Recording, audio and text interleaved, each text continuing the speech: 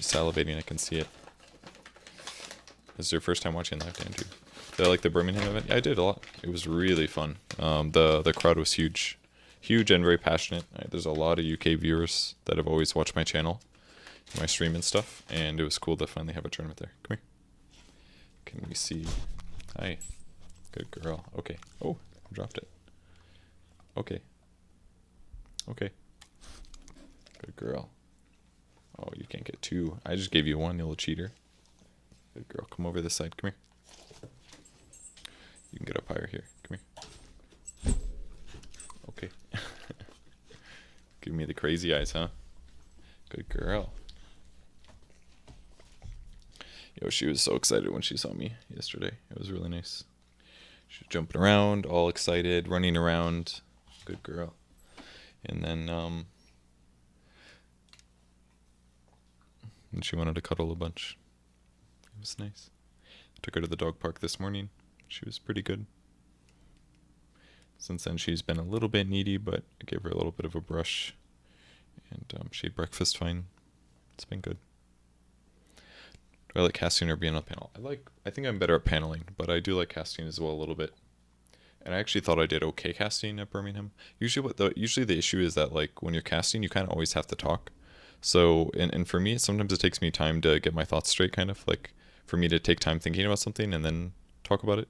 So like casting sometimes is tough because like you just have to talk. So sometimes I just kind of get into patterns where I'll just like say the first thing out of my mind, but it's not always good to do that because obviously you need to like, you gotta like, you have to say something that's interesting, because if you just say boring things, then you're just filling time, and that's not good. So that's part of my problem with casting, is that I sometimes just need time to think a moment, and you don't really have that most of the time, because I'm also watching the fights and thinking and getting ready to talk. I think I would personally be a much better caster if I was in a tri-cast, because then I could wait to talk until I had something really good to say. But tri-casts are not very common in Dota, so.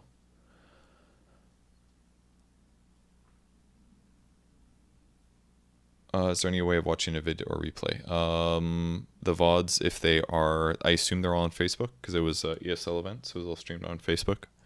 I assume the VODs are there. They might be on a YouTube channel. I'm not sure what the deal was between Facebook and ESL, so it's possible that they have VODs exclusivity as well. I'm not sure. Her breath doesn't smell very good, but she looks happy. There is a new patch. It came out 2 days ago, I believe, at about midnight for me, or something like that in the UK. All right, doggy, no more pets. It's time to go.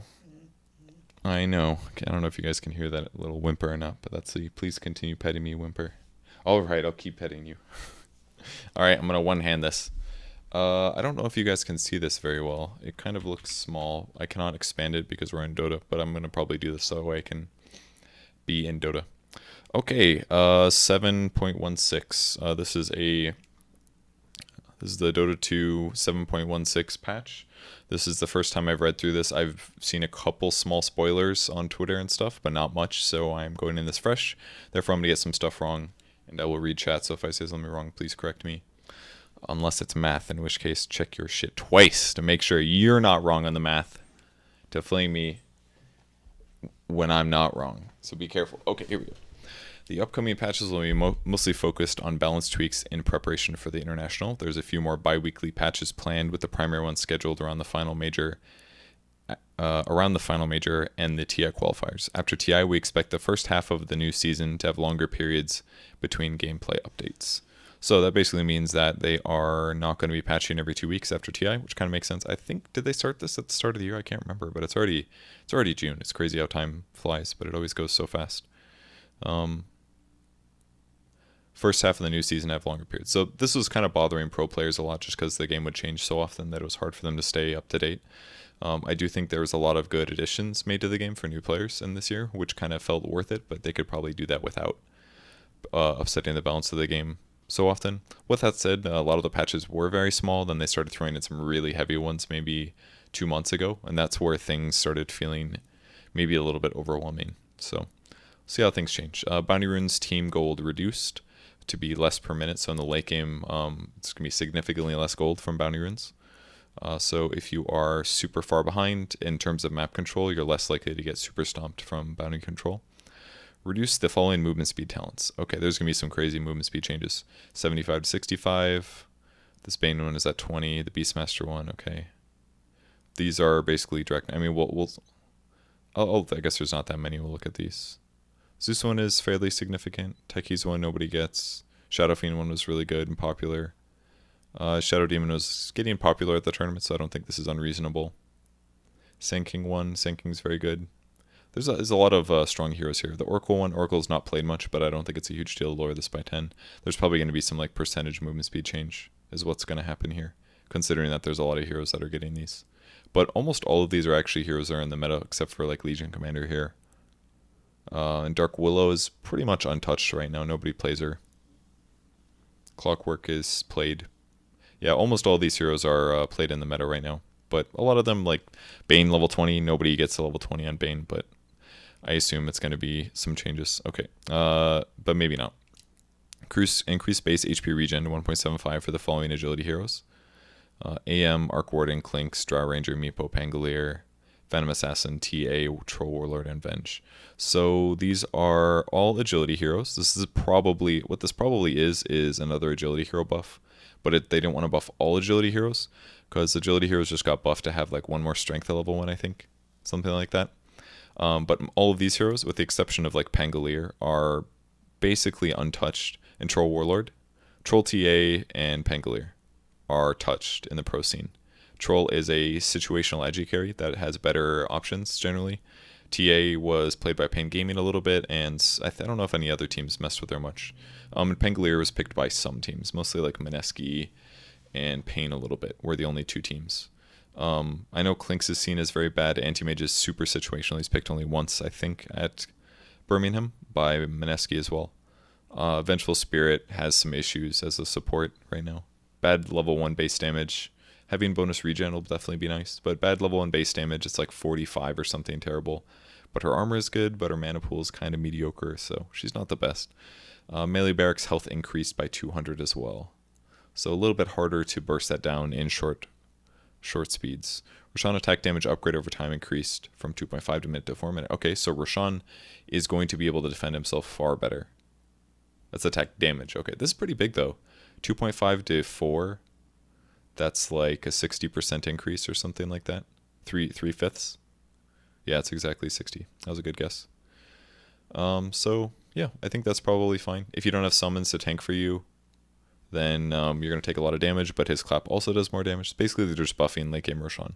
So like if you win a team fight but you don't convincingly win the fight, then Rosh is going to be more likely to kill you. Alright, Blades of Attack cost increased by 10. That means Armlet, but mostly Phase Boots. Phase Boots more expensive, Daedalus more expensive slightly, but mostly the Phase Boots. Are Phase really that common right now? It kind of feels like they are. I mean, Treads and Phase are by far the most common. Tranquils are still good, but not overbuilt or anything. Some supports do leave brown boots. But Phase is pretty common, especially on like a lot of mid heroes, I feel like. Maybe that's not true, but it feels common. Bottle, fixed bounty runes not being storable when bottle is full. Oh, okay, this makes sense. I was actually confused. Every time this happened to me, where I'd pick up one bounty and then bottle it, and then finish bottling. I might be wrong, but I've had some bounty rune things happen to me. Mango nerfed again. Mangoes were seen as probably one of the best items in the game, early game, just because... Keep in mind they were like, what, 80 gold or something? 70 gold? 70 gold and they gave you 0.7 regen.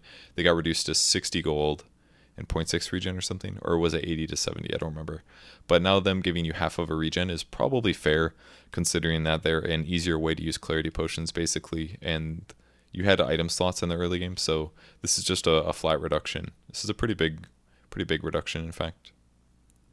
You're getting basically 0.2 less HP regen from the start of the game if you have mangoes. It's not insignificant, but they're still okay. It's just they'll probably become a little bit more situational. Hand of Midas buffed, hell yeah. 5-second cooldown reduction. So that's like, I don't know, it gives you 200 gold right now. So if you, is that right? Or is it 220? God, I don't remember anymore. Dota 2 wiki. I think it's in here. Oops. I can't remember. I think it's 200, but I can't remember. I don't know why I'm thinking 220. The cost is 2150, so that part's not wrong. Okay, it is 200. I don't know why I was thinking 220. So it's basically 20 gold a second. But now it is 2.04 gold per second. So 4%.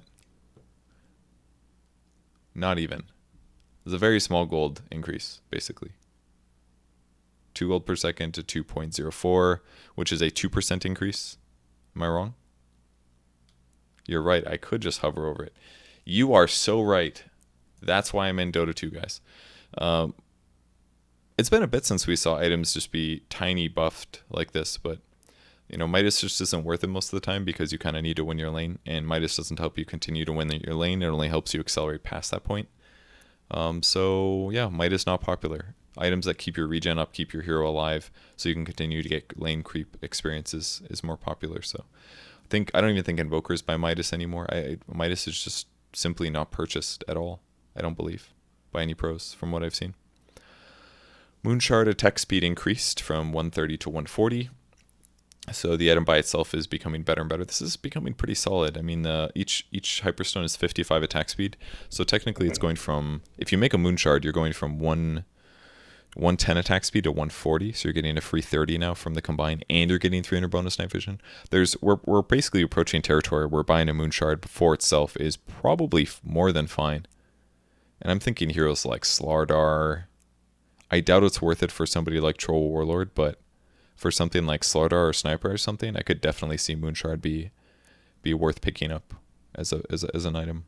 Sniper already has higher than average night vision, I think, as well, so could really be worth snagging. I don't know if there's any other heroes. I don't really want to click through and mess up my tab, so I'll just keep going. Nullifier projectile speed reduced again. This item is not as good now as it was in the previous patch. I definitely haven't seen it as much lately, but maybe that's because games are just ending a little bit earlier because the lane control is so important and teams are just picking almost entirely for the laning stage. Like the laning stage by far is the most important thing to draft towards people or in the top pro scene at least.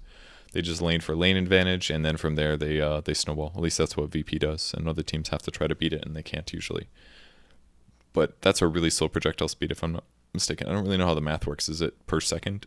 Does it travel 750 units per second? But either way, most teams aren't going like Bloodthorn nullifiers like they were like 3 months ago, 4 months ago. So it's probably fine that they're doing this. Just makes the item a little bit more limited. A Rod of Atos buffed by 100 gold, which I think is fine. I mean, the item as a whole now is probably like 3,000 gold instead of 3,100, I believe. And Atos is purchased sometimes by heroes like Skywrath Mages kind of rush the item components a little bit. They don't always finish the item, but still pretty unpurchased. But 100 gold reduction is fine. Sentry Ward duration is upped by 2 minutes. It's pretty nice, actually. It's going to make it a little bit easier to defend against Shadow Blades, for example. And a little bit harder, actually, to place Observer Wards. I'm actually, at least this so far in the patch, I'm a little surprised they increased the duration by so much because they have been buffing Observer Ward gold when you do deward, but this kind of makes that further good. With that said, you can deward your opponent's sentries, but definitely a very nice thing for support players that are worried about Shadow Blades. This is very beneficial, and there's a lot of like sentries you could just place and recheck areas where you'll find Observer Wards that are fresh, for example. So even better for supports to deward now. Like buying sentries seems very solid, to be honest. Shadow Amulet increased by 100 gold, which is a little surprising. Okay, and then the cost increase reduced here. So basically Silver Edge is cheaper, but Shadow Blade is more expensive. So this is a way that they could nerf Shadow Blade but buff Silver Edge, which is kind of nice. Against a hero like Slark. Slark is like really strong right now. Maybe not like really strong. I'm overstating a little bit, but he's strong. It's situationally extremely strong. Oh, I'm so glad they buffed flats. This is worse for Glimmer Capes as well. So Glimmer Cape is more expensive now as a support.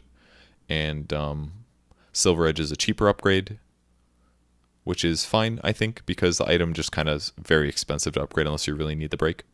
So yeah, it's Silver Edge, same cost, basically. Did I say that? I should have made that more clear, that Silver Edge is the same price, but Shadow Blade is more. I think I said Silver Edge is cheaper, but in reality what that meant was same cost. So that offsets it. Shadow Blade is more expensive. Glimmer Cape is more expensive. That's really the only benefit. And I think that's fine because Shadow Blade heroes can kind of run around messing up the game and messing up the lanes a lot. Skull Basher is buffed again, so Slark is probably less unaffected now, or is safe to say he's less affected. 150 gold is quite a bit. And this item did get better because I added 25 damage to it. It was pretty bad before that. Like, people just stopped buying Basher, especially because, like, why buy the item when you could just buy something like a Nullifier? Obviously, Nullifier is a lot more expensive, but something like Nullifier and Orchid guarantees kills, whereas Basher is like a little bit of a bonus stun kind of a thing. So Basher very unpurchased right now, except for Slarks. Slarks are buying it, but I don't think anybody else does. Vlad's offering not the greatest aura, but 1 mana regen to you and everybody on your team is pretty baller. And I think this is a really nice upgrade. Basically gives you 0.5 mana, so Vlad's giving you 0.65 is like super irrelevant and doesn't matter.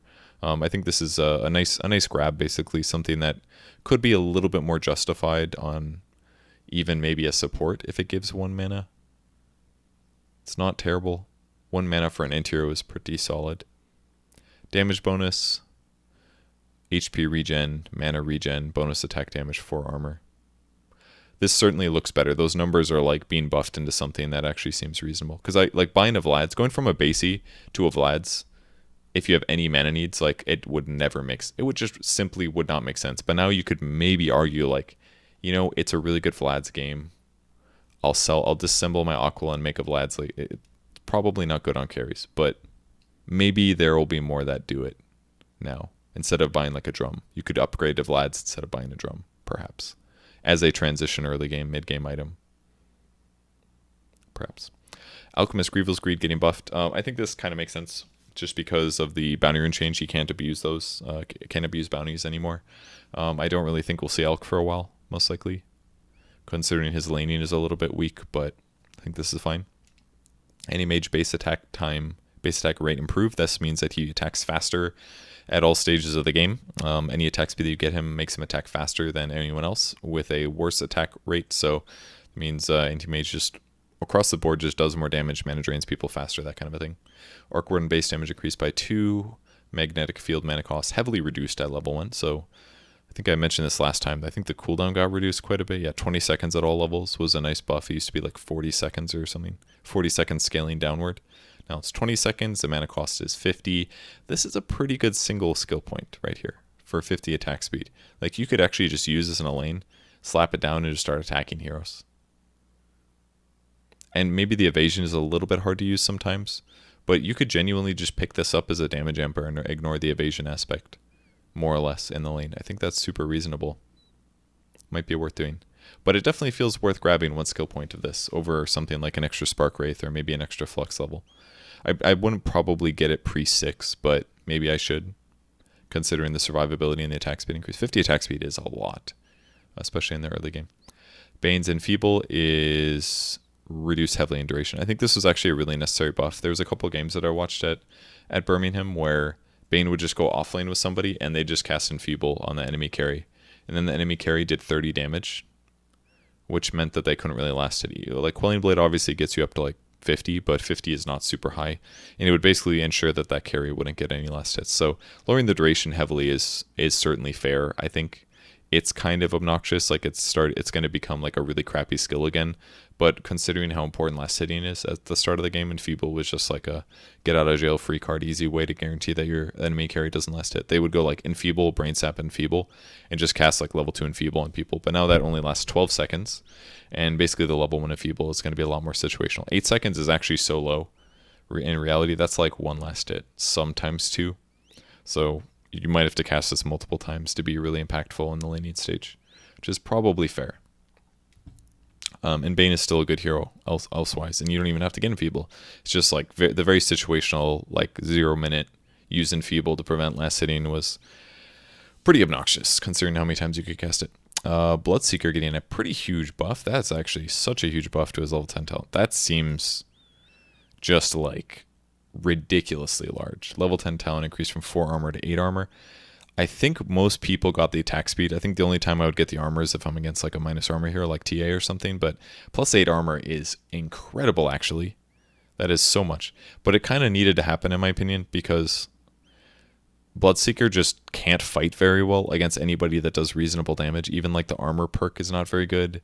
But this could definitely justify something more so like a rushed radiance on Bloodseeker, because if you just have 8 fat armor off the bat by hitting 10, that feels really good. Before always felt like, I guess I'll get 4 armor. That's what it always felt like to me, and that doesn't feel good. The level 20 talent, 4% extra rupture damage, that should put it up to, it's like, I think it's 40, 50, 60% rupture damage, I think, per level. I can't remember. They've changed it recently. 18% is pretty big, and I dare say that might be worth picking over all other perks. Is that wrong to say? I guess it kind of depends on the game, but 25% lifesteal is good. You could also go armor with lifesteal. That seems very, very good now. But if you're right-clicking, you don't have attack speed now, that's kind of bad too. I don't know. All of his perks are getting, like, all of Bloodseeker's perks actually are super good right now, I would argue. The weakest one, in my opinion, is maybe the lifesteal. But everything else is fantastic. So that's really good. Bristleback level 25 talent. Increased from 20 warpath damage per stack to 30. I actually played a Bristleback turbo game recently where I went Ags. This is turbo, of course, so it's not everything. But I went health regen and I went warpath damage per stack. And because I had Ags, I could just cast goo on people constantly. And I was constantly hitting with like a Divine Rapier. It was actually pretty incredible how much damage I had. And the fact that it's been increased now to 30 is kind of insane. Because if you have an Ags and you're constantly casting goo, which you can even without a target, and with quills. So with quills and goo, you can constantly cast them. With those two abilities constantly being cast, I think there was a game a long time ago, Complexity, when I guess Moo's still there, but Moo would play Bristleback and he would go Blink Echo Saber with Ags, and he would, I think with like a Vanguard, and he would just like goo and quill, and then all of a sudden he'd blink in and double hit somebody for like 700 damage or some shit. It was like incredible damage. And builds like that seem pretty good. I don't think you have to necessarily go the quill stack with spell lifesteal, even though that one's very good. But I think right-click Bristleback could make a comeback here. I think that's... And I actually got the +6 max goo stacks, and it actually felt good. I was thinking about that perk like the day before I played him, and I was like, that is probably the most useless perk in the game, is the max goo stacks increased. But when you have Ags, it's actually kind of okay. I mean, maybe it was just the players I was playing against and they didn't have dispels or something, but I actually just walked with people, and I would constantly get stacks up to like 6, 7, 8, 9. Because I was mostly just like kiting and casting goo, and eventually I'd start right-clicking them when they had a lot of goo stacks. And you can get your stacks up to 10, which is minus 20 armor or something like that. That's a shitload. That's like you're playing Slaughter, all by buying an eggs. I don't know, it felt fun. I haven't tried them in a regular game, but it felt pretty fun. Again, 250 health at 15 is hard to pass up. But if I'm going Ags, if I'm playing a normal game, I still probably don't get that. But if you have Ags, it seems really good. So, kind of unsure. But 250 health is big. Hard questions. Brood Mother spawn Spiderling's health increase. I haven't touched Brood since they changed them, so I can't really comment here. But I do know that they changed it. What was it again? They reduced the bounty to a tiny amount. The mini spiders, I believe. No, the main spiders are worth much more gold and much more experience. Basically, they're kind of experience sinks, but not so much gold. No, that's not true. They basically, both of them give way more experience. They have no armor, and their damage got reduced a little bit, and the mana cost got reduced, and the cooldown scales better. And now their health got increased. So apparently the spiders were too bad. 8 armor reduction is pretty massive. But giving more gold is probably fine. I don't know. Interesting. Centaur damage increased by 4, and Hoofstomp mana cost reduced. This is one of the spoilers I got. I think Sunsfan tweeted. I didn't read everything, but Centaur has kind of a lot of issues right now. He has ridiculously good strength gain, so over the course of the game, his health is really good, but his agility gain is terrible, and his base armor is super low. It's like 0 or 1 or something. So Centaur just kind of dies all the time, and to even like trade hits with people, you need return, which is only okay at trading hits. And I guess you can cast Hoof Stomp a little bit more now to trade hits, but Centaur does not dual lane very well, I don't think. Some pro teams do still pick him, though, because they use Stampede, Centaur's ultimate, to do things like run away from their opponents at certain times. But I don't think I've seen a team touch him since GESC. And even there at GESC, it felt like one of those heroes where you're like, the pros understand what the hero does. Like, oh, when they use Exorcism, we're going to Stampede and we're going to run away so that their Exorcism is wasted. But it still felt kind of bad in a lot of those cases. And I'm not I just think like Centaur just needs too many items. He needs like a buckler and he needs a blink and he needs regen, and he probably wants Crimson Guard, and like it just all feels so like, I don't know, the hero feels weird. I would rather play Sand King offlane by far than pick Centaur, and that's maybe one of the issues. There's just better heroes that do a lot of what Centaur does, which is AoE stun. With that said, hypothetically, he should be able to, if he can get to that tanky place and cut creep waves and stuff, he should be amazing. But there's just better heroes like Axe than Centaur right now, by far, that do a very, very, very similar thing. Centaur has to compare to Axe and Sand King, basically. And both of those heroes are better. Chaos Knight base int increase. Chaos Knight sucks in my opinion. He does get picked sometimes, but int increase is nice for him. That's an extra 36 mana, which means more spells. The weird thing about Chaos Knight is like he's got a stun that does really good damage, but it doesn't scale for crap. And then his other abilities are pretty crappy. I think they need to change his crit again, personally. I think his first two skills are fine, but his crit is kind of, it's like low chance, it gives you life steal, and it does damage, but the damage isn't ridiculous like it used to be. It's just like moderate because it gives you a crap load of life steal, like 50% or something. But like Chaos Knight just doesn't do damage. He's got low agility at the start. His agility gain's great, but at the start he doesn't do any damage. He needs all these attack speed items to become like a decent damage dealer, and he needs strength items. So like Armlet's great, attack speed and strength. But until you have Armlet, you just don't do much damage. If you use your ultimate, you deal damage, but without it, you don't deal very much damage. And your stun is kind of crappy, and the projectiles are bad. And it's like, feels like you have to get a battle fairy to farm fast, because without farming items, you can't farm fast. That's like the agility. It's basically like the illusion hero problem. If you have items that make your illusions better, then you can't farm fast because it's all agility items, basically. If you buy a battle fairy to increase your farm speed, then everything's probably fine. But then your early game sucks, and your more or less, and your illusions suck for a long time, which is kind of a bad thing. So instead you have to go this like hybrid stat item ganking route, which Chaos Knight sort of works at because he has a stun and reality rift, but it also isn't great because your ultimate has a super long cooldown of like 145 seconds. So the CK is just kind of a weird hero. Although, who's the team though? Fnatic played him one game. They actually did really well. They even played him against Medusa and they still won. With that said, it was probably a bit situational. They would do a lot of really smart things like chain stunning the Medusa, so she couldn't even cast her ultimate. So Chaos Knight was selectively useful, but that was not the first time I've seen Fnatic try Chaos Knight, and the other time I saw it, it was terrible. But this time it worked out really well, so maybe there is some CK potential. I believe he went Armlet Treads, Echo, Blink, something like that, or Armlet, Blink, Echo, maybe.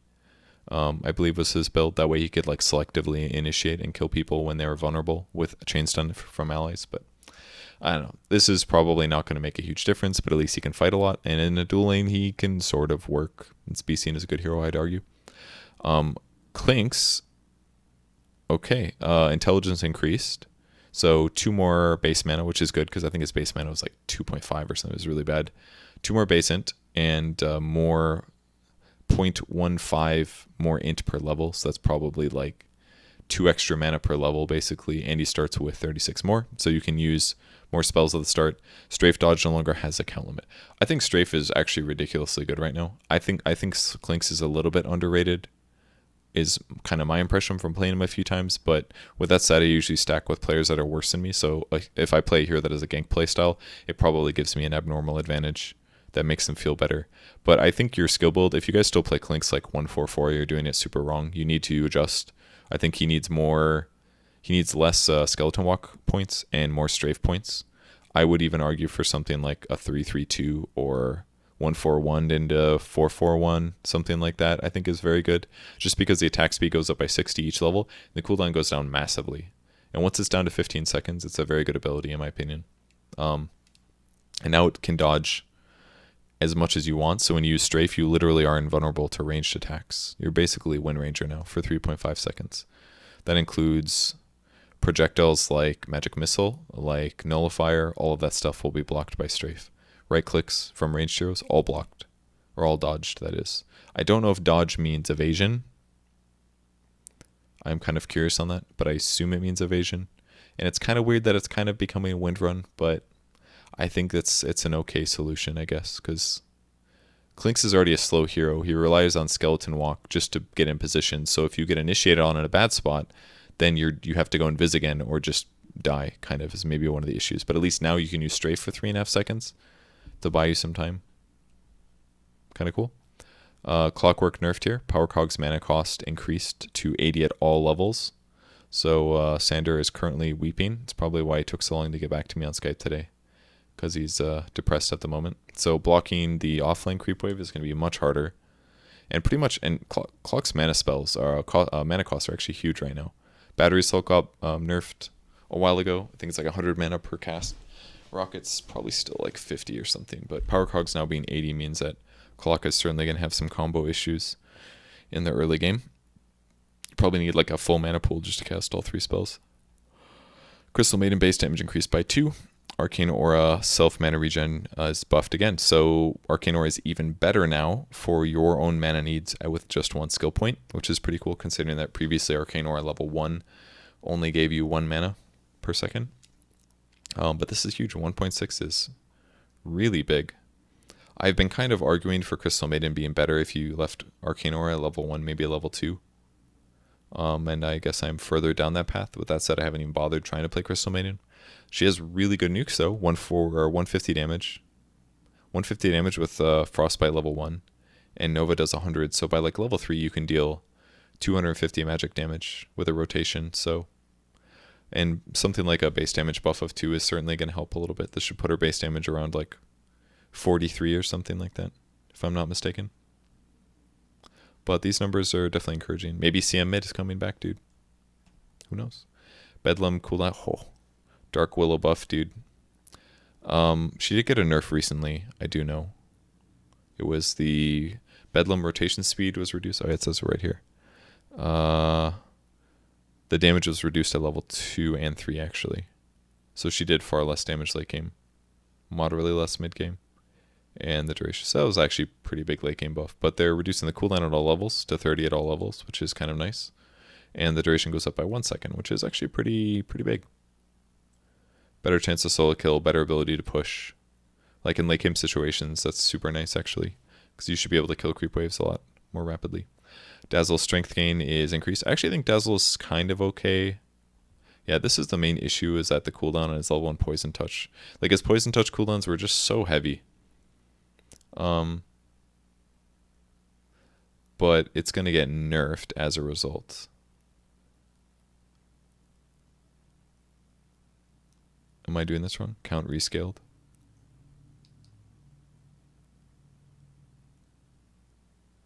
So this is not going to be super clear. Oh, this means amount of people it hits. Okay. Very small nerf then. That's utterly inconsequential, I would argue. That means the amount of targets it hits. I thought this was the reset time. So I was confused. So it's kind of like Ether Shock. Then it can't hit a huge amount of creeps right off the bat. Which you could argue would have been really good to just like, you could Poison Touch the first creep wave or something, and then just auto attack each one to kill it really rapidly. I'm not saying you still shouldn't max this out at a reasonable time. I'm not sure you should, probably shouldn't, but in dual off lanes I had a lot of fun doing that some games. But 35 seconds is such an ungodly amount of time.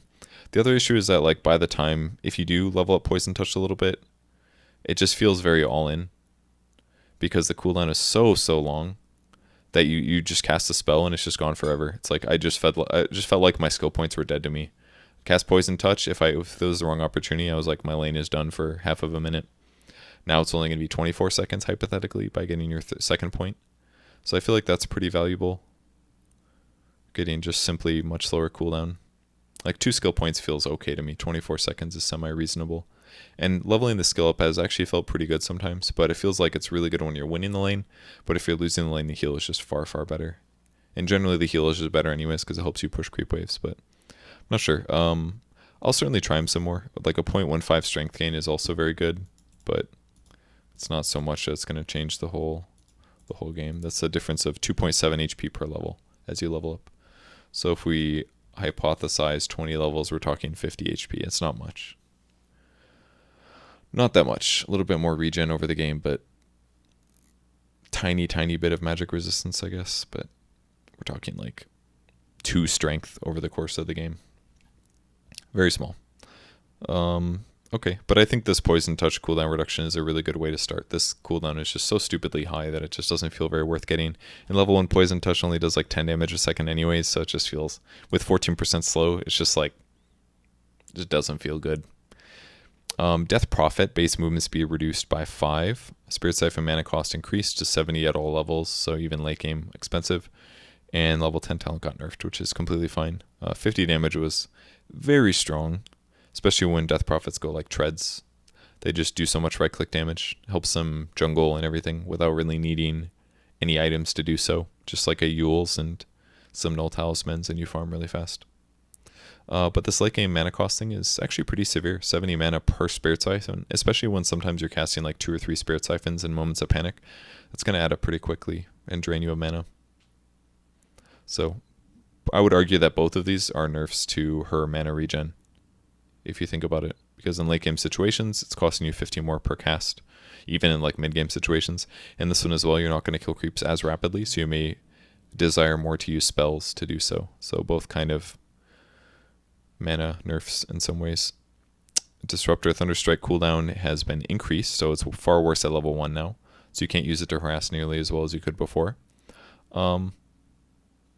This seems fine. I mean, Disruptor is a good hero, and Thunderstrike is very good at harassing. The problem, though, is that laning is ultra important right now, and if you take somebody's level 1 ability and you nerf it like this, 3 extra seconds, which isn't like the end of the world, but it's pretty big, I would say. It's a 25% cooldown increase at level 1, and most people are going to leave Thunderstrike there. This is pretty significant towards making Disruptor a worse laner at level 1. So I would argue this is quite painful to blow through your mana rapidly. That said, if you're Sir Action Slacks, this doesn't matter at all because you're going to max Thunderstrike anyways, so what's the big deal? But yeah, most of us are not Sir Action Slacks. But maybe he's right. He was just from the future. Infernal Blade base damage reduced. So this is the damage that it deals just from applying. Is that true? I guess it used to. No, this is the burn base damage. So that means if it burns for 4 seconds, that every time you'd level this up, it would deal 20 extra damage, no matter what, while also increasing the max percentage. So that's a difference of 15 times 4. It's not like the biggest deal in the world. It's what, 60 damage difference between level 4 Infernal Blade and level 1, but considering it was primarily meant to do damage based on their HP, this means that leveling this up in the laning stage to make it amazing is going to be a little bit worse. But I think this is fine. Like, nerf some of the really OP abilities that are so good at laning. Thunderstrike, Infernal Blade. Well, pretty soon we'll have Poison Touch, but I guess Bane and Feeble. I guess this is a decent way to solve some of these issues, removing mangoes. They're just removing some of the ways that make laning very, very easy. Same thing with Scorched Earth. Most people were actually going 1-1-4 with Scorched Earth level 1 just staying there, but reducing the movement speed by a little bit is going to make Bane or Doom a little bit worse at chasing people down. And little trades like this damage difference is going to add up in the long term. No, Dragonite movement speed reduced by 5. This poor guy, dude. I mean, he does have a suit of armor on, but like 280 is real slow. This hero actually feels awful without some movement speed items, man. It just feels terrible. Now it's even worse. Elder Dragon form bonus movement speed increased by 5. So you're faster as a dragon now than you were, and it makes up for the movement speed difference, but just makes the hero a little bit more reliant on his ultimate. So arguably slightly worse laning without making him so super countered. But this is pretty big, I would argue.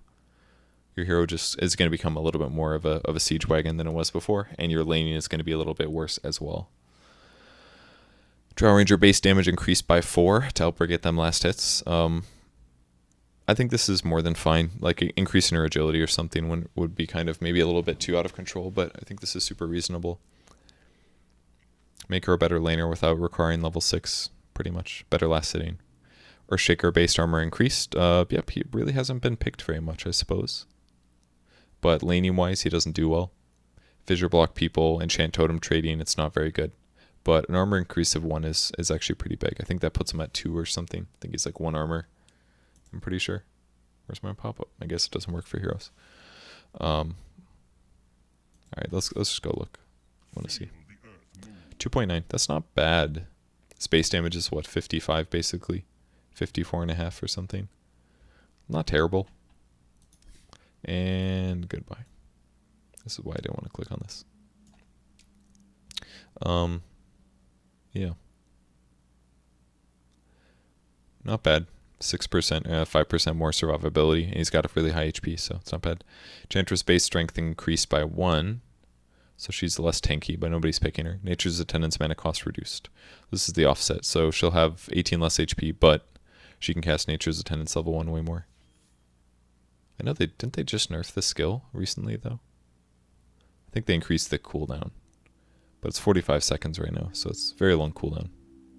40 HP per second for 11 seconds. That's like 440 HP that it heals. Level 1. 440, 660, 880, 1000. That actually scales pretty crappy, I must say. Sort of. 2 points is very good. 3 points maybe not so good. Enigma Demonic Conversion Eidolon Bounty is reduced, so less gold for Eidolons. Enigma was picked occasionally, but pretty rarely, not always successfully. I think this is alright, I guess. Especially like late game Eidolons get eaten really easy. Ooh, Gyro nerfs. Gyro's pretty much been popular for so long. Called on missile 1 damage reduced by 50. And then in the late game it's the same anyway, so not terrible for the hero, but that's a pretty big nerf actually. Goes from dealing 300 damage to 250 in an AoE. Worse farming, worse killing, 5 less damage at 10. But Gyro didn't really see that much action actually in the final day of Birmingham, but usually players would leave their hard carries until much later in the draft actually, so that they didn't have as many openings there. Seemed to be part of the strategy, but we didn't really see very many late game Gyros. Huskar is getting some tiny little buffs. Life break. Damage? Yes, I believe it is supposed to be damage. Very tiny damage increases, which means more damage to them, more damage to yourself, but that's ultimately fine.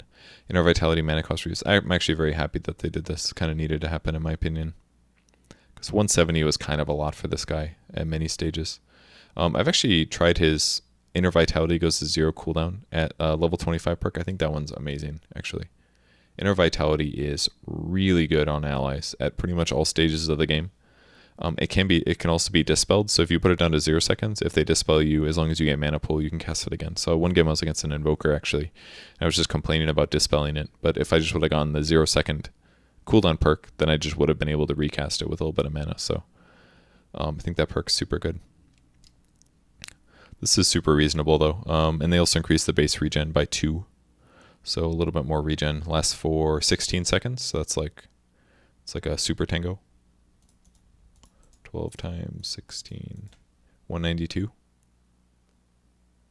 It's not terrible. And it increases based on your primary attribute bonus and hurt, stuff like that. Invoke mana cost removed. Okay. Got reduced from 60 to 40. Now it's at 0. So invoking spells just cost nothing now. Ags will reduce it to 2 seconds. Either way. That means Ags on Invoker is worse. And I would argue probably less core now. I do not play Invoker though, much at all.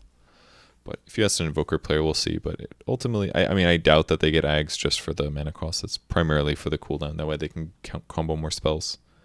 But probably an okay change to the hero. He's probably got so much more mana now, actually, because of the recent int changes.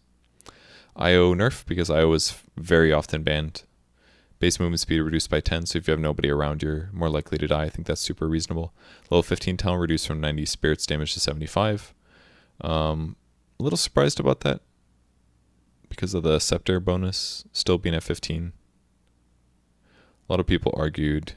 Okay, yeah, this is the problem. Most people complained about the attack tethered allies target, because you would pair with like some other heroes and just do insane damage by the time you hit level, what was it, 20? Yeah, which is fairly straightforward to get. I think the one game DJ did it, he did 60 damage, and then he got Spirit's hero damage, I believe, because he didn't have a lot of like tether ags targets.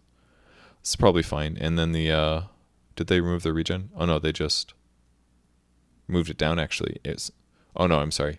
It was 50 at 25, now it's 20 at 20. So it's like the standard 20. That one's, that's kind of interesting actually. It may make it feel like you don't need to get hard as much now, because now that you get the regen at 20, 20 is attainable, kind of.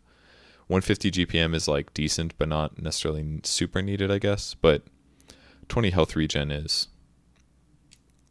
pretty good considering that's going to work for your allies. Well, there's like no way you don't get that perk, I feel like, because that's like 30 HP minimum for you and your allied hero. You pretty much just need mana regen on the hero then at some point. Although I think the way DJ played it, he went like Soul Ring. Did he get Urn? He probably went Urn. He probably went like Soul Ring, Urn, Spirit Vessel maybe, and then he got a mech, I believe, and then he got a heart, I think, and then he built a Deso, or maybe flipped the. No, he got a BKB actually.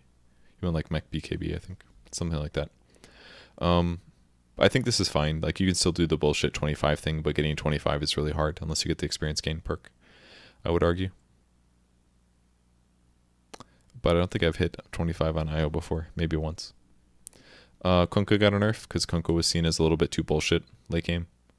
Rather than 50% Tidebringer cooldown, he's only got he'll now have a 2.5 second Tidebringer cooldown, which in some ways is better because it's less obnoxious. It's less boom or bust, which may make this worse. Because you would just stack Daedalus basically because you got so much Tidebringer bonus cleave damage. So now I guess that's the negative, right? Your cleave is going to deal far less damage. 50% is insane actually. That basically means that any damage that you had while getting that perk would deal 50% extra on top of that, which is why they would only stack Daedaluses primarily. And you also got the 40 damage perk at 10, and you also got 25 strength. So that's 65 damage. And then when you amplify that by 50%, you're actually getting like 100 damage from every cleave. From your perks alone, just a free 100 damage. So you buy Daedaluses, have like a Shadow Blade or an Armlet with phase, and you just cleave for tons of damage. But now you can just do it more often, which in my opinion is probably more fun. It's definitely more fun, number one, to play the hero, because you can cleave more often, and if you miss a crit, you don't have to wait as long to get the next crit off, which I think is overall better for the hero. Should be a lot more fun to play, and you could maybe argue for more of a medium damage build instead of just a super high damage build with a lower cooldown if you get there. Leshrak's base intelligence reduced by 2 will giving him 2 plus 2 damage, so that his damage is the same, but he has less mana. And Lightning Storm cast range is reduced. Oh wow, that's actually disgusting. I didn't realize it was an 800 range spell. That's incredible. Very few spells cast from that far away. 800 is insane. I have actually definitely seen some Leshraks cast Lightning Storm from that far, but I haven't spammed or abused him, so I didn't realize it was that far. But that's kind of insane.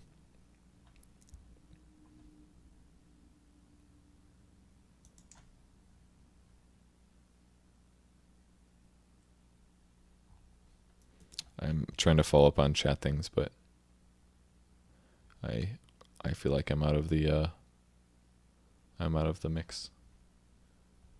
Why are people complaining about things? I'm confused. Also, you can't get both a cooldown reduction for ult plus attack talent.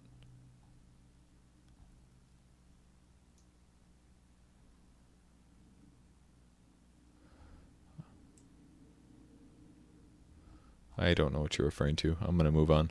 Chain Frost damage increased to 20, 30, 40 more damage. And this goes 30, 40, 50 more damage.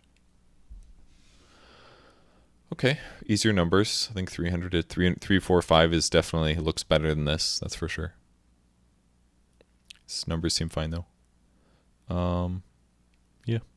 Lycan intelligence gain reduce. I'm a little tight. I'm slightly surprised Lich wasn't used more often, but I guess he doesn't really give you the best lane control. It's more like he pushes the wave towards your tower, which is nice, but not as important as just like contesting and killing your opponents and getting denies. And Lich is just not as good at harassing and trading hits as a lot of other heroes. Because Frostblast is good, but it is not a game winner, and the heroes by himself is a lot more limited. Excuse me. Ugh. Especially because you have to get a couple sacrifice points to make that ability better. Like an intelligence gain reduced, so far less mana over the course of the game.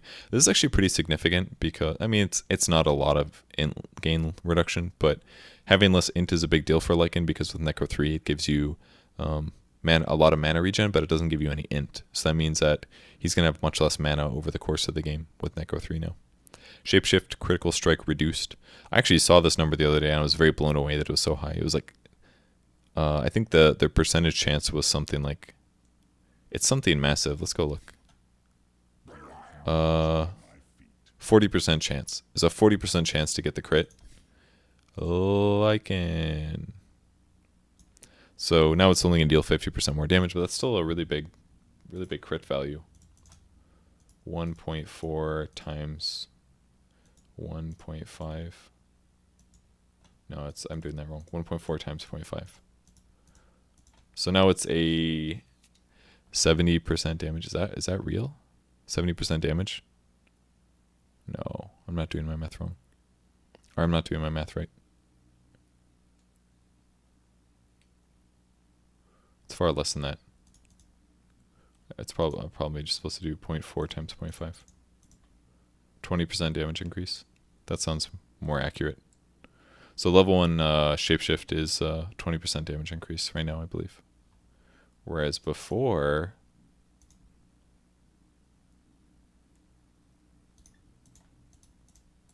it was 24% before. So small reduction in your ulti damage. Okay. Does that apply to your wolves as well? I can't remember. Yeah, so that's him and all of his things. So that's actually pretty significant considering that point. Because that includes his Necro 3s and stuff like that. They all get crits. And they used to get a 24% damage increase. Now it's only 20. Definitely needed. Magnus Empower cleave distance increased to match Battle Fury. Didn't they just do this? Or was that Sven? I think they just did this to Sven. This is actually so big, the difference. Cleave is much farther. Meepo Earthbind projectile speed increased to around 900. And Earthbind now fully affects invisible units. So that means that you can now throw Earthbinds out and it can catch an invisible hero. So you can basically search the ground with it, which is kind of random, but against invisible heroes, it's very nice because Meepo kind of has trouble catching those and dealing with them. If you don't have a dust and you don't perfectly chain your Earthbind, then they'll briefly go invis, and then they'll dodge your Earthbinds from there on out. But now, if you know there's an invis hero and they're starting to go invis, you can actually just guess maybe and catch somebody. Or you can not perfectly throw your Earthbinds and still recatch somebody, which I think is good. Makes the hero a little bit easier to play in those situations. But ultimately, this is pretty small stuff. Leap attack speed is increased. Mirana sucks, to be honest. And this is a nice change. You can leap to deal more right-click damage. Maybe there's some kind of like Daedalus build or something that'll make Mirana good. But I don't know, man. Ag seems so appealing. Maybe Diffusal Blade is the way, but Diffusal's not bad, honestly. Because you can always like Diffusal Leap Arrow, for example. Moonlight Shadow Duration increase. That means at level 25 you can be like 18 out of 30 seconds or something. What's the cooldown? 100? Yeah. So you can have a 2-second downtime basically. It's very good. I've tried it one game, I think. I think we were winning. I don't remember actually. I've just remembered. Turn my Skype to do not disturb. No issues though. We're good.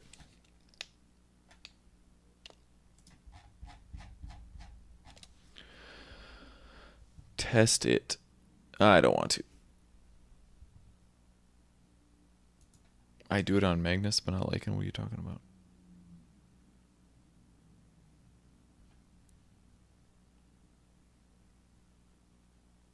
Oh, I see what you mean about shape shift. My bad. Monkey King Wukong's command armor increased by a bit. This is fine. Don't think it's going to matter. I mean, that's kind of big. 50% increase at level 1. That's pretty huge. Makes level 1 Wukong's much better survivability-wise, but don't think it'll matter too much. Morph now only dispels on initial cast. Thank the effing Lord. This was the dumbest thing about Morph, was that you could basically just toggle back and forth and remove any spells on you. So like if I get tracked as Morphling and I would transform to somebody else, it would dispel, which it still does. But now if I turn back to Morphling after turning into the Bounty Hunter and he tracks me again and I turn back into Bounty Hunter, it's not going to keep removing it. If you throw Ignite on Morphling when he has Morph active and he toggles back and forth, he can just constantly dispel things pretty much, which was the dumbest shit ever. There's so many things that are just like damage over time that are dispellable, and Morph just gave you this like free Aether Lens or free Lotus Orb for like the whole duration. It was very stupid. I am so glad that is gone. I once I saw that worked, I just couldn't believe it. It was ridiculous. Necrophos getting some buffs. Attack point improves. That means last hitting is easier. This is actually really needed. His attack point was pretty crappy. Base damage increased by 2 as well. That's good. And Death Pulse mana regen per stack is also increased. So quite a bit more mana regen early on from last hits. This includes hero kills and stuff. But Necro is just a really crappy hero if you don't get the last hits, to be honest. I don't really think he works in a dual lane setup. He doesn't really work in a lot of 1v1s. He's slow. He had a terrible animation. It's much better now. He has no armor. His damage itself was weak. Now his damage is okay. His animation's okay. Still slow. Still crappy stats. Still a pretty crappy level 1 ability. I mean, I guess it does 80 damage level 1, which is not bad on an 8-second cooldown. But it also pushes the lane, but it also gives you health and mana regen if you get less hits. I mean, there's a lot of good things about it, but Necro is certainly not a very good hero. And once you get zoned, it just, life sucks, man. Life sucks as Necro when you're playing from behind. Oh, Night Stalker erect. Void no longer applies a mini stun during the day. So that means you can't interrupt teleports during the day with Night Stalker anymore. That's a pretty big loss, actually. Pretty big loss. Kind of curious to me that they're making him limited during the day, but I guess he is Night Stalker, and having some more delineation is probably needed. It's not like you don't still do a lot of damage, but the slow duration is far less, and it doesn't even deal damage now. So that's pretty tough for Night Stalker. I don't know if any supports are going to start buying something like Eul Scepter in the late game or not to guarantee that they have that they do have an interrupt, but it's a pretty big loss to him. There's going to be some people living in some cases. Darkness no longer sets enemy vision to a fixed amount. It now reduces enemy unit and ward vision by 25% and doesn't affect buildings. So that means tier 1, tier 2, tier 3 towers still get full vision. I think this is ultimately good that it doesn't do a fixed amount because now there are more cases of people being able to get more night vision. There's a lot of perks that do that, for example. So like Spirit Breaker, Winter Wyvern, they get those night vision perks. Slardar. Darkness would just hard counter those really because once you used it, it just set them to nothing. But now at least you still get 75% of that vision that you paid for essentially. If you have a Moon Shard, same thing. This is fair in my opinion. And it used to reduce it to like, 625 or something. It was like really low, which is probably what 25% is. Let's check. 800 times 0.75 equals 600. Okay, so it's actually was it 625 before? I don't remember. But it still reduces them. It also reduces ward vision by 25%, and those are probably 1800 or something. Shit, I did my math wrong. Times 0.75. There you go, 1350. So it still reduces them, which is good. But little nerf to the hero because he was very popular. Ogre getting them buffs. Okay, multicast 2 times chance from 40, 50, 60 to 60 at all levels. The 3 times chance happens at the second. You know, this is really good, I think, that this is done. Because these numbers are effing confusing. And the fact that they go up by like weird numbers all the way through is certainly confusing enough that it never feels very static. But if I get 1 skill point, I know that I have a 60% chance to multicast, which is actually huge, by the way, I'd like to point out. With that said, 40% with 1 ultimate is also shit. That's just not fun or good. It just doesn't feel good. 30% for 3 times, 15% for 4 times. Just pretty round numbers. So this is pretty good. So I think the way that this works is you can't add these up because obviously it goes over 100%. That would mean you multicast every cast. But what it means is like you have a 60% chance to get any multicast late game. And then of that 60, there's a 30% chance for it to be a 3 times. And there's a 15% for it to be a 4 times. Something like that.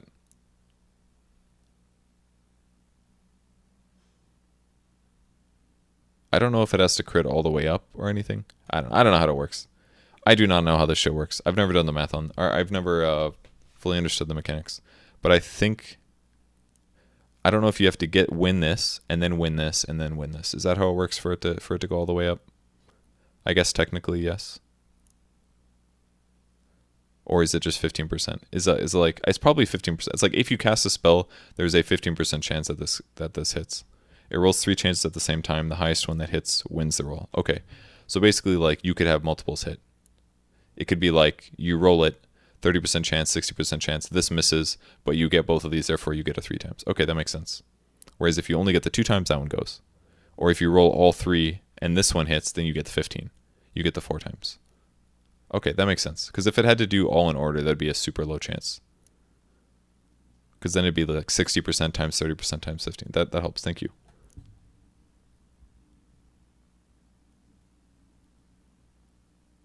Cool. And this perk actually was terrible, the 60 GPM at 10. I actually feel like I caught on to this a while ago. Because 60 GPM is just really bad. And I don't really like Ogre playing as the super hard 5 doing nothing other than bloodlusting people. I liked the 100 cast range because it would help you cast Fire Blasts from range. And even Bloodlust on allies can smooth the gears a little bit. But 90 GPM is very good. That's going to be hard to pass up, I think. Now that it's 90. But I pretty much never got the 60 GPM. I gave up on that. I don't even like it on A. I think it's bad. I think the Spell Lamp is better, personally. Okay, Pangolier level 15 talent. Changed from 30 attack speed, which nobody ever got. That's not true. Sometimes I've seen it. To +2 Rolling Thunder duration. Okay, so that's a new perk. Yeah, the 30 attack speed was almost never grabbed just because 2-second shield crash and ball was kind of nice for like AoE damage dealt. It was only really good if you're attacking outside of any of your other skills, and very few Pangoliers would do that. It just wasn't worthwhile. It's better to play around your cooldowns. But 2-second Rolling Thunder duration is nice. It increases your ulti duration. So if you don't want to shield crash all the time, slightly more ulti is good. Level 20 talent is buffed by 10, which is pretty big. And level 25 talent is a much lower cooldown, which is interesting. They did, I believe they nerfed this hero recently. God, he has actually such bad stats. And his armor's not terrible, at least. They upped his ulti cooldown. It went from like, used to go down to like 50 seconds, but then they upped it, and then now they're making the 25 better. So that means he would be put to a 35-second Rolling Thunder cooldown late game, with a potential duration of 10 seconds. Which is not bad, I must say. But I don't play this hero very often. Almost never. Blur now only triggers on real heroes. It will now always trigger on invisible and spell immune enemies. So,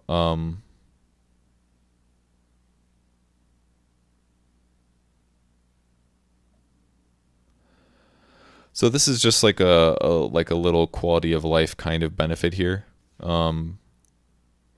Blur means, it doesn't mean that the evasion doesn't work on real heroes, I believe. What it truly means is that the blur is like where she's invisible on the enemy from enemy teams, enemy heroes, unless there's an enemy hero near. If there's an enemy hero near her, you and all of your allies can see.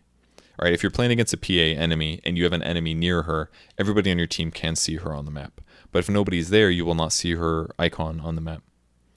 What this probably means, my guess, is that if you would use an illusion and run it up to her, that it would trigger blur because your illusion was near her. But now it only works against real heroes. So what PA can do is she can see this buff, and she will now know if there's a real hero near her. And she's also going to know if there's an invisible hero that's near her, and if there's a spell immune hero near her, whereas before it would probably check to see if it could see her hero or if they were spell immune, and if they were, then it would not see them. So now you can basically use blur to know whether or not somebody is nearby you and ganking you, which is not super useful, but it's something small that allows her to have a much higher skill, like maybe not a much higher skill cap, but have a slightly higher skill cap.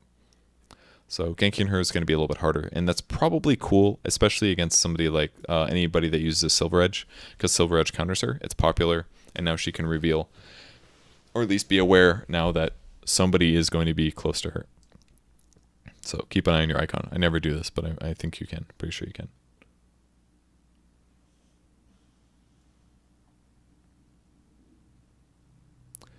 Doppelganger can no longer be auto-cast, can no longer be cast while rooted. Okay. That is very good, actually. PL is super obnoxious to gank these days, but at least you can root him. That means Underlord is even better against PL. CM, there's a lot of things. It's very, very good change that needed to happen, considering how many other heroes can't escape being rooted. This may end up being really obnoxious for PLs, I must say. I wonder if your hero is not rooted, can you cast Doppelganger and get all of your illusions that are rooted, unrooted, probably, I assume, because they kind of probably get grabbed into you, is probably how that works. Phoenix Fire Spirit's damage increase. This actually really needed to happen because Phoenix level 1 was just atrocious.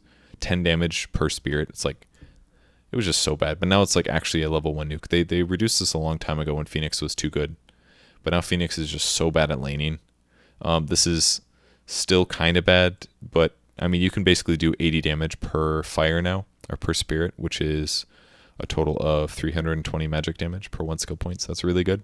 It does take a long time though. It takes 16 seconds to deal all this damage, but quite a bit. And instantly Phoenix is potentially viable with that. I mean, he's basically doubled Phoenix's damage at level 1 from 160 to 320. That's a pretty big increase. So good for you, Phoenix.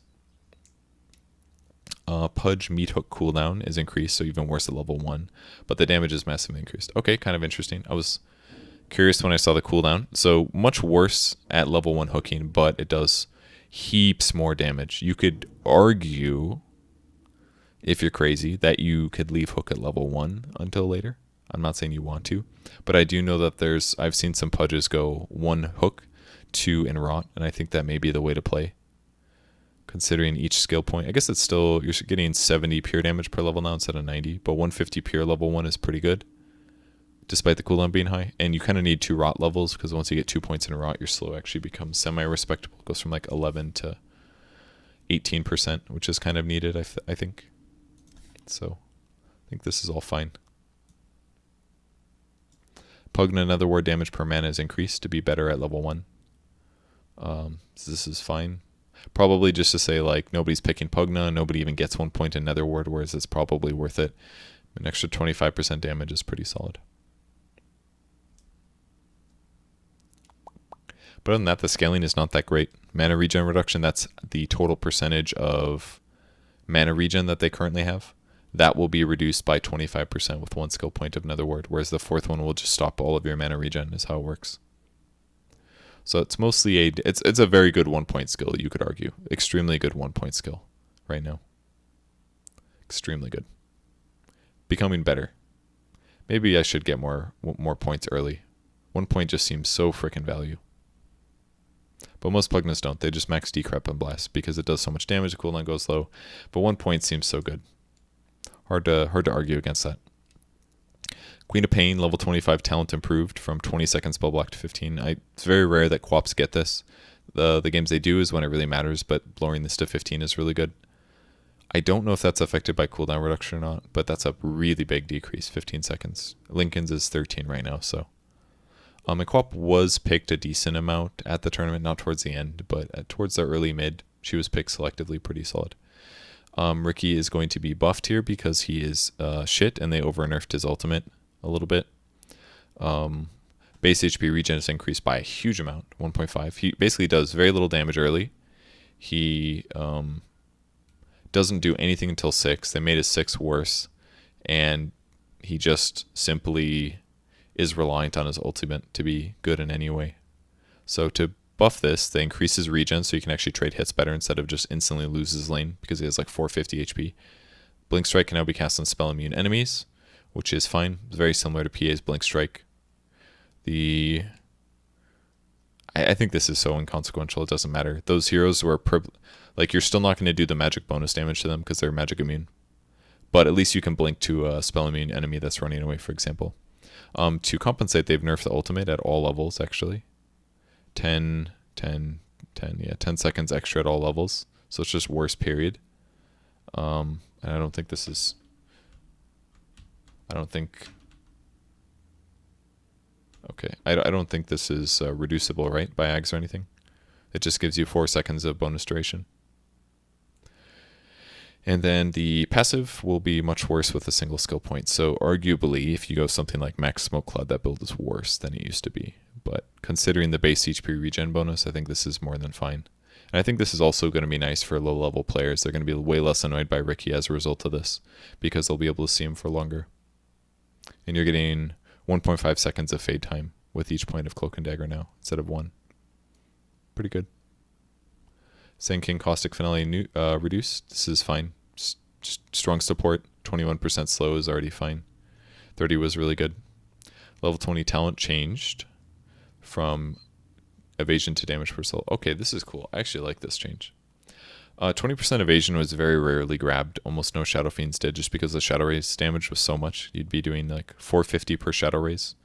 You could just become the nuker. When I play him, I sometimes would skip it just because I'm not very good at raising, and I would get the evasion and then get like a butterfly or something. But I think moving this to 20 is cool.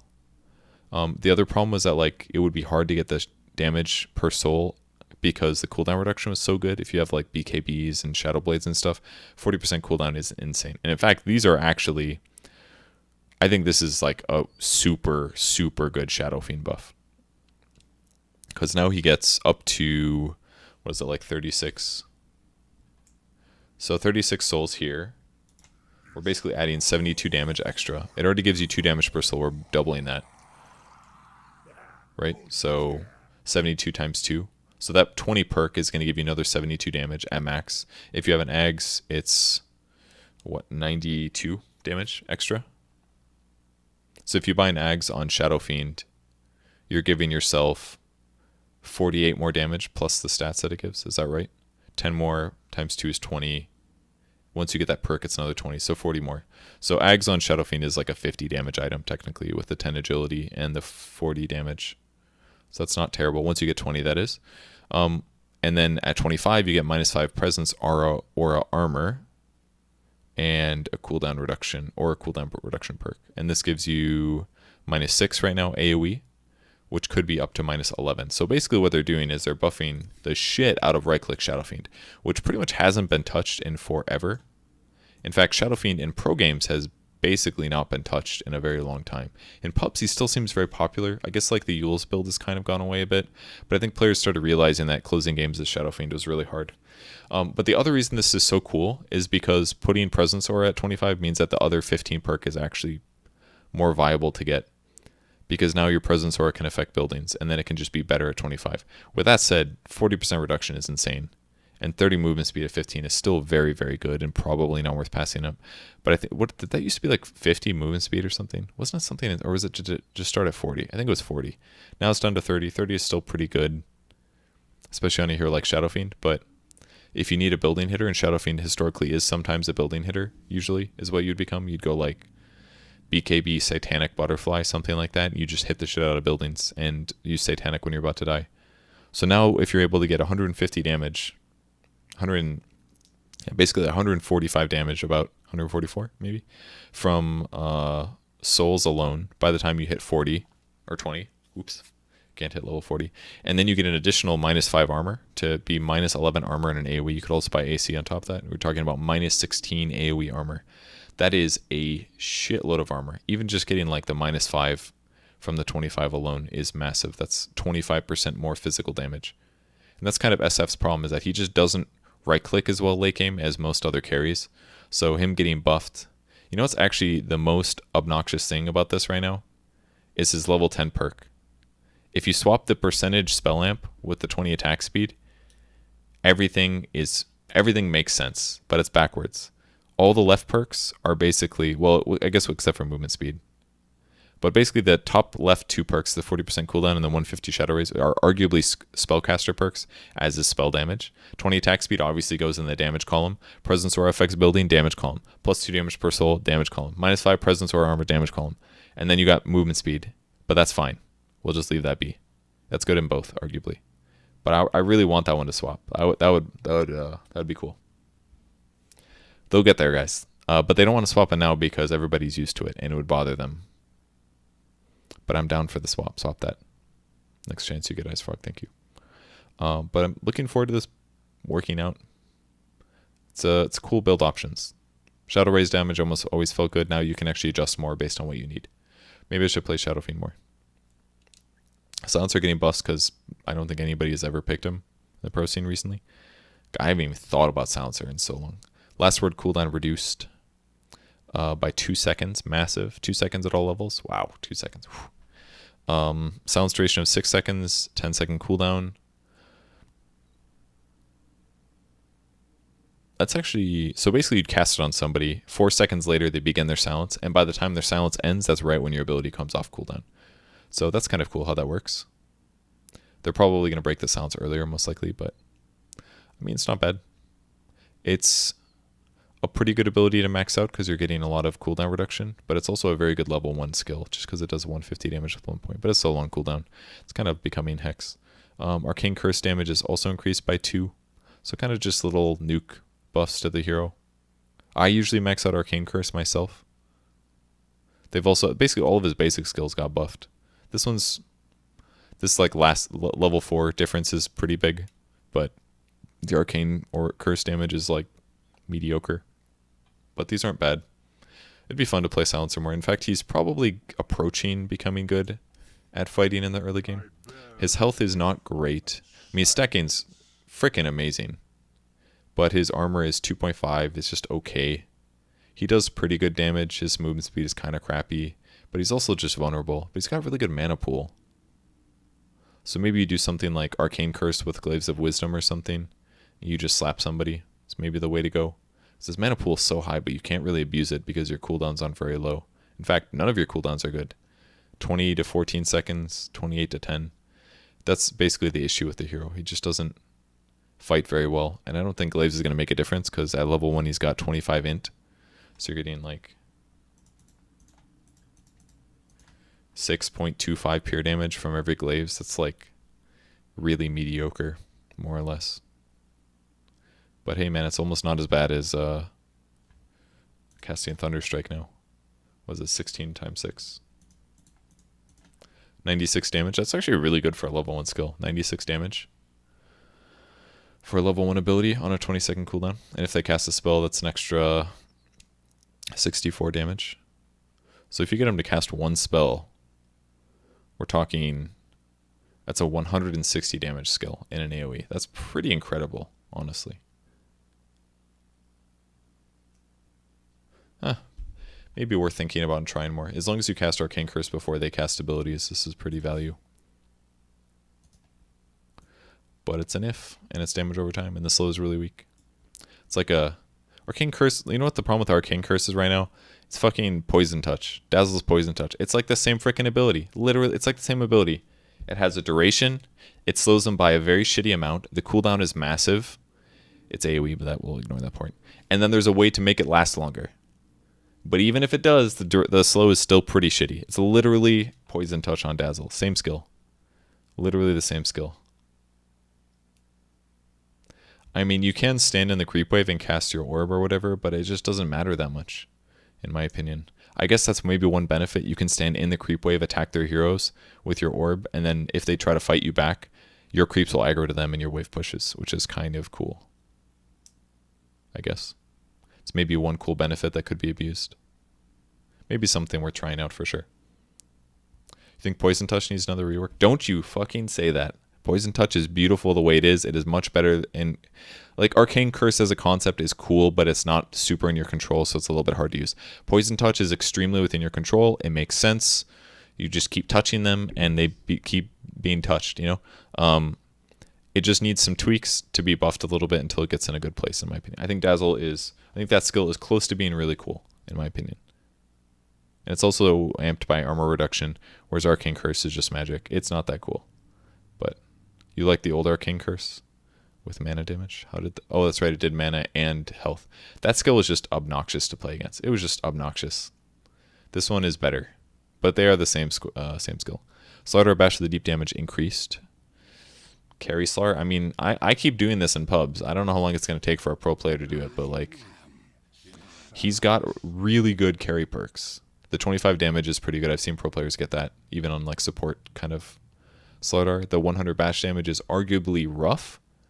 It's basically 25 physical damage per hit on average, but it's obviously amped by Corrosive Haze if you have that. 50 attack speed of 20 is super good for turning your hero into a carry. I bet 1000 Night Vision is also very good, but that perk doesn't do anything during the day. Think about that. And then once you get to 25, you have these like 2 great options. You're like, okay, your BKB doesn't remove Corrosive Haze anymore, and I can always see you, or I'm going to bash you an extra 15% of the time, AK 40% of the time, which is insane. How much damage does that do? Let's do the math. 140 times 0.25 is 35 physical damage a hit, times 0.4. If you get the bash one, it does 56. So then bash becomes a 56 damage skill. And then with the bash damage perk, we're looking at, 240 times 0.25. So with the bash perk, it's dealing 60 damage per, whereas 240 times 0.4, it's dealing 96. So if you get the 15% bash chance and the 100 bash damage, you're dealing 96 physical damage per hit on average with Bash to the Deep, while also stunning for 1 second of stun when you get the proc, which is pretty good. Like, this hero actually does very good carry potential later, and his agility gain is actually really solid, 2.4. Super reasonable. His armor is good.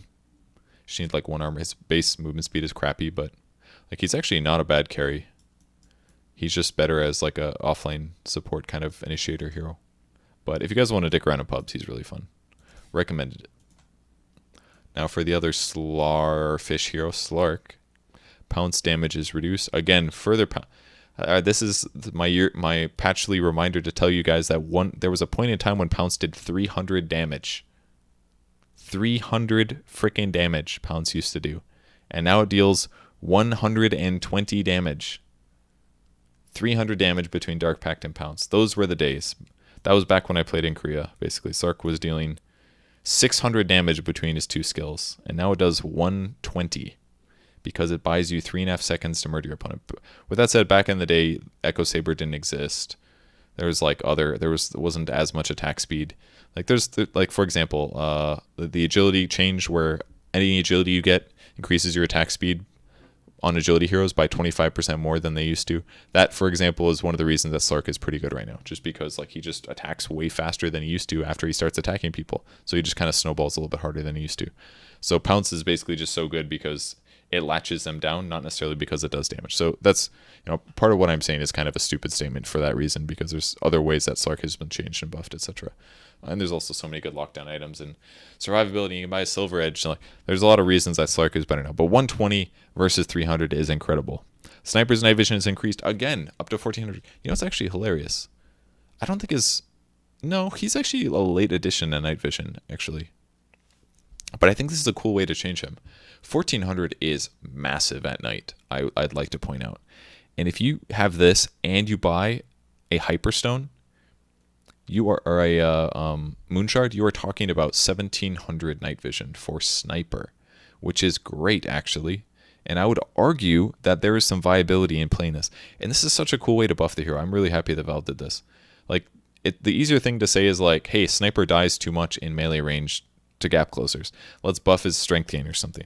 But if you do that, there's like this balance that you have to hit, right? Whereas sometimes you buff him too much and you feel like you have to nerf his damage. Instead, they're tangentially buffing him by giving him better night vision so that there's a better chance that he spots heroes before they spot him, and then he avoids danger during the nighttime. Which basically means if you're playing Sniper with a team, it's probably better to gank and move around at night than it is during the daytime, because you're going to see your opponents far earlier than they do, and it should also give you the ability to smoke with your allies and get those ganks off.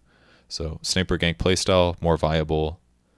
Again, the Moonshard maybe sounds better and better, but during day this doesn't matter, obviously, but it's kind of a cool way to buff the hero. The hero is still, like, on paper looks so good, but it's just hard countered in a lot of cases. Not hard countered, but like play is what beats Sniper the most. Play beats Sniper more than heroes counter Sniper is the safe way to explain it, because I can choose. I know when Sniper is abused, and it's when I'm on top of him and I force him to try to get away from me. And I just make sure that I have an ability or skill that prevents it. Say a 120 damage Pounce, and then Slark dies, or Sniper dies every time. So the counter Sniper is positioning and gap close. Base HP regen increased by 0.5. Super Breaker's been out of the scene for a bit. Doesn't really dual lane very well, so outside of like Darkseer, so I think this makes sense. Sven's level 20 talent increased from -6. 5 Stormhammer cooldown to 6. I watched Ramses play Sven recently. He got lifesteal at 20, which I don't think is unreasonable. They had that game pretty much won anyways. I don't think anybody gets Stormhammer dispels enemies. I don't think anybody touches the left side actually at all in terms of perks. I was slightly surprised about the strength one, but it makes a lot of sense. 8 strength, especially when it gets amplified by your ultimate, 80% to 160%, that 8 strength becomes 14 damage instead of just 8. So makes sense that people get that. Stormhammer dispels enemies is very good if they have things like Nullify, or if they have things like Ghost Scepter or Yule Scepter. You can basically, that's actually a really cool, I didn't even think about that. The fact that it dispels enemies, if that's,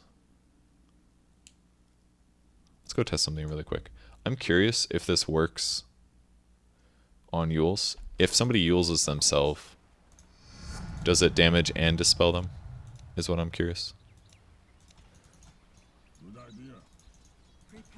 God, it feels so weird to be playing on my home PC instead of like on the road.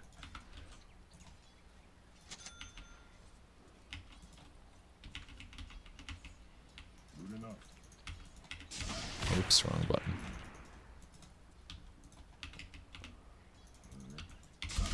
Oops, this is hard. Alright, I know one way to solve this problem. Give me more time.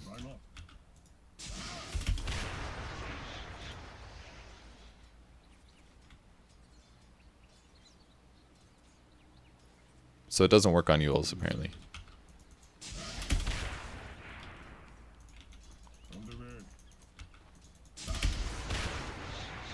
Okay, so I guess that because he's in the air, it doesn't hit him. I swear I pressed that one. I'm very confused. So because he's in the air, it doesn't hit him, and therefore the Dispel can't land. So I guess against Yules it doesn't work, which probably makes sense. That would probably be a little bit too good. If it could also, if it just perfectly countered Yules, it's probably fair. It'll just work against like Ghost Scepters. I mean, yeah, that's a good idea. I'll try putting somebody next to him. But it's probably not going to work, I imagine.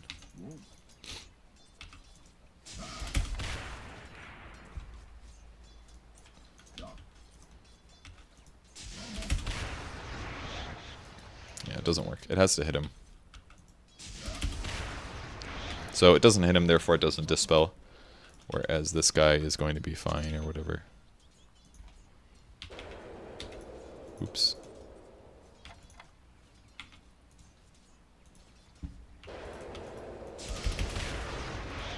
So, alright. So that remains to be a little bit of a disappointment. It was cool when it got added, but I don't think I've seen a single person grab it yet. And like you know what the primary issue is that like by the time that you want to start dispelling enemies, it is not level 15. It's like level 15 you get there relatively fast and you're like, I need to blow people up and farm fast. And then by the time they start buying Ghost Scepters, you're like level 20 to 25. But if you put that perk at 20 or 25, nobody wants it. They're like, I don't need that shit. I think if that gets moved down to like level 10, I could probably see people starting to grab it, because then you could pick Sven and be like, I want to be good against Pugna or something. That doesn't work either, because he could just decrep you. But maybe there's some heroes who would you need to be able to dispel? Somebody like Lone Druid Bear or something, or Lone Druid, remove his Rabid. You could dispel a Dark Seer from like Surge and Iron Shell and stuff. But is there that much stuff? Buffs to heroes that you want to remove?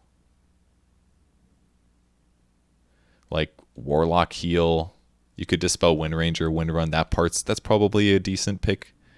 But like there's so few. Necrophos's thing. So like there's a couple heroes where that perk is good, but it's just so situational. You could remove Ice Armors and stuff.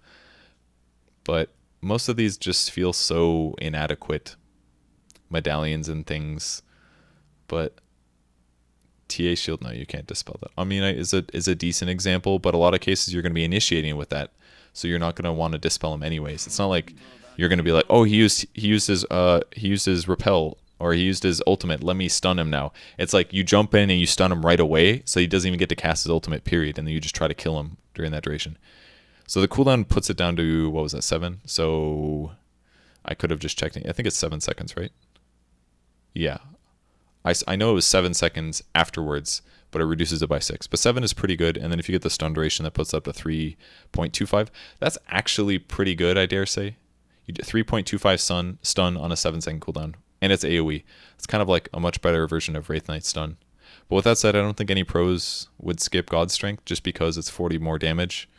And more than that, it's 40 damage plus 160%. So it's like 65 damage, I believe, if you do it correctly.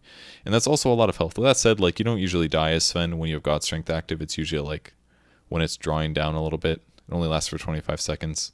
So I don't know. Stun duration is pretty big. 1.25 seconds is huge if you're blink initiating on somebody. To get 3.25 seconds instead of 2, That's a lot. That's like an extra attack or two, which is usually going to be a kill. What about against Lotus Orb? You cannot dispel Lotus Orb. So it should AoE dispel, yes. It'll dispel anybody that gets hit by the stun. Anybody that the Stormhammer affects, it will dispel those heroes. So if you're against a Sven and they cast Warcry, you can dispel it, for example. And where are we at, Tiny? Tiny tree grab building. This tree grab was super nerfed. 10% bonus damage at all hits. The building damage is less.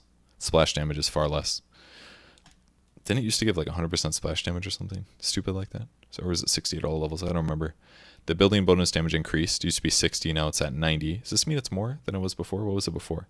God, it was 100%? Holy shit. That's real? It was 100% in the past for 5 hits for splash? That's insane.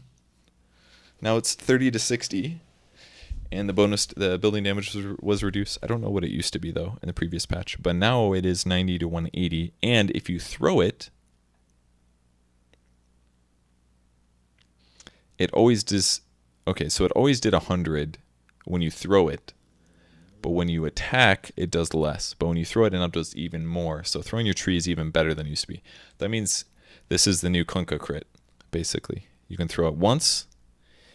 and then it hits something and it splashes for more damage. 130. It's pretty good. But having it splash is a little bit hard, of course. But you can almost get perma-stun with Sven with Octarine. I believe that. With Arcane Rune and Octarine, can you do it? It's a real question. 3.25 out of 7. Probably not.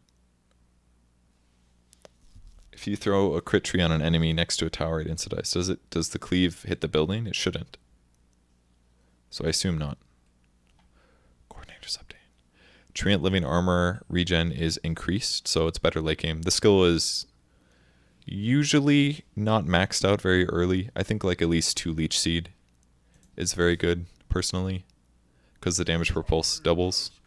Helps you trade hits a lot more often. The cooldown goes down by quite a bit. And obviously you also want a lot of Nature's Guys, so you run fast and can chain root people. Living armor is fine, but it's just not good to max. It doesn't... I guess you could argue that it does do a lot in a laning stage, arguably. But I can't afford a lot of points of this, I feel like, to justify spamming it on somebody to help them win their lane, because the lanes are already pretty determined by the first 3 minutes. But maybe there's some cases where getting a couple points early is good. And in fact... if you get to fast level, if you have this maxed out by the time you're level 10, and you were talking about 9 damage instances, and they don't have something like I mean, there's going to be a lot of urns in the game, let's be real, but if you do get that, I haven't touched him since the living block armor instances was put in, but I feel like if I max this out relatively early, how could you even make that work? So by level 10, or around there, you'd want living armor max. That would be like, you'd have 1 point in ultimate, obviously, you'd have like at least 1 Leech Seed, 1 Nature's Guys, maybe like 2/2, 4, so that's what, 8 points, 9 points, 10 points, so something like a 2/2/4 maybe you could make work to max out living armor, which could be very good, because I mean if you do get full blocks, we're talking about 80 damage times 9, which is huge. Like, and the cooldown is a 12-second, which is not bad. It's like 720 damage for raindrops damage block, which is pretty good. It's before reduction. So it's arguably better on non-tanky heroes, actually, for keeping them alive. I don't know. I think it's worth trying. When I saw that perk, I was excited. I totally forgot about it, though. 10% reduction is good, but not the most OP thing. I kind of like the living armor block instances. But lately I've been doing like, when I played him, I'll go like 4-2-0-1 ulti, something like that. But I don't know. Maybe it's worthwhile getting. Than just going like Meteor Hammer and fighting people that way. Tusk has been changed. Tusk was not played much at the tournament, but he was played a little. So 2-second nerf at all levels, actually. So he's a little bit worse late game. There's some games that MSS played at GSC that, or no, actually it was MDL, I believe, where people were Craig Azamine over his play. He is a super good player. So a little bit of nerf there. Undying buffed? buffed, this was like one of the new heroes of the tournament. Undyne was being played quite a bit. He didn't stomp, but he had a use. But he's buffed. I'm very surprised. I think this is actually okay, though. Like, this level 1 Soul Rip is pretty crappy, because you need at least 10 units around for Soul Rip to hit max efficiency. So the fact that it was 100 mana was pretty annoying. But once you level it up, it's fine, because the cooldown is so low that it's pretty spammable or whatever. But level 1 Soul Rip was... 100 mana was a little... I'm surprised he got buffed, but this is definitely his worst level 1 skill, by far. It's safe to say. Decay is amazing level 1. Tombstone is really strong level 1. Soul Rip was pretty crappy. It was like a very... At most, it heals for 180... damages or heals for 180 damage, so... And that's only with like creep waves and neutrals around and maybe some zombies, so... Ursa, 15 talent change from Earthshock cooldown to 25 second. Okay, so that was moved down. That used to be the level 20. The Earthshock cooldown perk was basically useless. So I'm glad that that's gone. 25 second Fury Swipes reset time sounds like a reasonable level 25 perk, to be honest, because that means that in these like long engagements, you're going to keep Fury Swipes on people longer. And now the 20 is Fury Swipes damage, which used to be the 25. And it was 14. That perk is actually insane. I think this is going to give Ursa a huge power curve at 20. I've gotten it before at 25. It was pretty rare, but when I got it, it was incredible how much more damage I dealt. Keep in mind that the level 4 deals 30. So this is plus 12. This is like more than 2 skill points. And I'm sure you guys can definitely feel the difference between like low levels of Fury Swipes and high levels. But that perk is huge. Plus 12 Fury Swipes. It's basically like 42 extra damage per hit, which is kind of insane. And rage duration is okay. Almost always I would get that, just because the other option was the Fury Swipes reset time. And speaking of which, I'm still probably going to get agility, I imagine, just because it's a lot of attack speed and armor. It's like 3 armor, 22 attack speed-ish. That feels valuable to me. And a little bit of movement speed. It's like 1.3% movement speed. But, I mean, this is also very good. It's not dispellable. So, for example, if I'm playing Ursa and I get that 15 perk and I slap the real PL, I know which PL is the real one for 40 seconds. 45 seconds, I can tell which one's the real one. So if you're against an illusion hero, I could see Fury Swipes being much better, because then you can always attack the correct person. So I think that was a good change. And rage duration is still fine to get, because an extra second is valuable. But I would argue, I imagine that most of the time I'm going to get the Fury Swipes damage perk at 20. With that said, the 25 perk is really good too. And rage gains 80% status resistance. That's also insane. Considering that we're talking about a hero who can buy Ags, which means that he could use his ultimate whenever he's disabled. Except for Silence. You can't use it when you're silenced, I believe, or Hexed, which is arguably very similar. But 80% status resistance is very good. So if I get Fiend's Grip after I use Enrage, Fiend's Grip will become a 1 second duration. And then Fiend's Grip is over. That's assuming that it's... So if you get the Enrage perk at 20, like, basically Ursa's late game perks are like massively, massively better than they used to be. And status resistance on that perk just seems so good. Because if you're slowed or something when you use Enrage, you're just like dead most of the time. I wonder if it applies... Like, if I get Venomous Galed and then I use... Alright, let's say I guess that doesn't work. What's like a slow... If a slow lands on me and then I use Enrage, but Enrage doesn't dispel it because it's a maybe strong dispellable only, does the duration of the slow go down while I'm enraged? Is that how that works? Or is it only based on things that are applied while I'm enraged? I'm not sure. But I imagine... Why would I ever take the other 25 talent? Are you referring to that or Earthshock? I mean, 600 AoE Earthshock is ridiculous as well. And the duration here is actually pretty low, the status resistance. I mean, we're talking about 2 seconds of ulti. If I have like Ags or something, you probably get the Enrage gain status resistance, and it'd be hard to pass up the Enrage duration, I feel like, with Ags. But if you just get Fury Swipes damage and AoE Earthshock, I don't know, that sounds pretty good to me as well. But basically this could allow you to fight better without BKB, which is kind of cool. You're still going to have to probably buy a BKB, but If enrage ends, the duration will be normal, but if you enrage during, it won't reduce the duration. Okay. I will take your word for it. Does that level 25 Ursa reduce the duration of Hex? Yes, it would. Yes, I think status resistance does affect Hex amounts. Hex timers. So if I use Enrage and I'm hexed, I will be out of that hex within 1 second. Less than 1 second. Like 0.9 seconds or something. 0.87, 0.8, something like that. 0.8 seconds. That's pretty good. So using it at the right time would be amazing. But it's basically like I'm going to initiate on people with Ursa with Blink. I'm going to use Enrage if I'm 25, hypothetically, because I want to burst him fast anyways. And if I'm successful, or if I'm initiating and they turn and use the spell on me, then the spell will run out much faster. Whereas before it'd be like, if I jump in with my ulti and start attacking some guy, if he just turns and throws like a magic missile, by the time it's done, the stun duration, my Enrage is gone. So it's like all of my offensive capabilities is like wasted. So this is what's really cool about it. So that it allows you to counter that a little bit better if they're disable heavy. If they're disable weak, then I probably don't care about the status resistance that much. All I care about is AoE or shock. Mostly because you can hit everybody in the fight with it, and it's more or less perma, 4 out of 5 seconds, and it slows for 55%, which is massive. Like that being global basically is pretty good. And if I go for Furious Swipes damage at 20 instead of the enrage duration, I feel like a lot of cases, and I don't have an Axe, I think I'm gonna go AoE or shock. With that said, I don't think I've ever hit 25 on Ursa. I either like stomp the game or I lose before I hit 25. It's generally what happens when I play this hero. But I feel like I have an affinity to playing Ursa. I like him a lot. I think he's fun. Alright. Oh shit. Vengeful Spirit buffs. Probably. Magic Missile cooldown reduced to 10 seconds at all level. Hell yeah. And Wave of Terror mana cost reduced. Nice. These are pretty big buffs actually.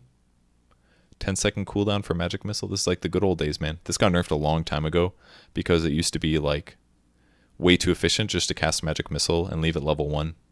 But stun duration scales up now. The damage scales up. It's a low cooldown. You could argue that leaving it at level 1 is much better now. Is what basically this says. So you could get like weak levels of Magic Missile, but max out Wave of Terror easier. Which is truly doesn't seem terrible. But if you do that, then Wave of Terror doesn't get mana efficient. Basically, level 1 Wave of Terror is better. Basically, this basically just says like Vengeful Spirit early game is better. Period. Is the safe and obvious thing to say. Your mana goes farther. This is such a good way to balance it because like that was the biggest thing that bothered me about the last patch where Intiro's got more mana to cast spells. Is I thought of Vengeful Spirit because Venge is one of the sports I like playing, but her mana pool got reduced actually. So she was worse at casting spells early on than she was before. She does very weak damage at the start of the game. 39 to 47. That's like terrible damage. It's like 44 or something.